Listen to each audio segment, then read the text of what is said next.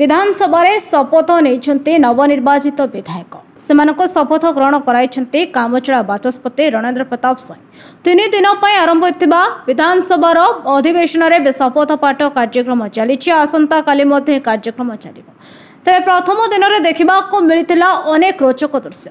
विधानसभा गृह में दीर्घ 25 वर्ष धरी जहाँ हो नाला आज ताहा देखा मिलला जो चौकी गत 25 वर्ष धरी नवीन पट्टनायक बसी आसुले आज से विधानसभा गृह में सीट बदली जाइए।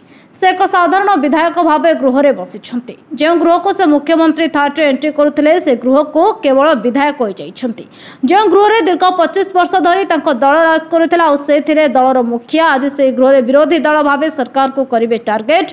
एवं नवीन स्थान में बसी वर्तमान मुख्यमंत्री मोहन चरण माझी पाखक बसी दुई उपमुख्यमंत्री केवी सिंहदेव और प्रभाती परिड़ा।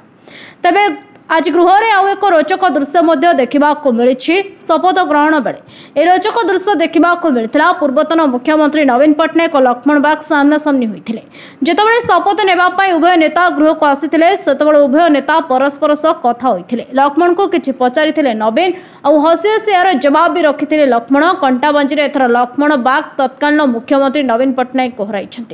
अन्यपटे आज एक सुंदर दृश्य देखा मिली जहाँ गणतंत्र सौंदर्य बोली कहीपर और नवीन पट्टनायक जितेबाला शपथ ने आसी से बीजेपी नेता मैंने निज चेयर उठी पड़ते और हाथ जोड़ी श्रद्धा सम्मान सह नवीन को नमस्कार करते और प्रति उत्तर में नवीन हाथ जोड़ी हस हस मुहरे से नमस्कार ग्रहण करते।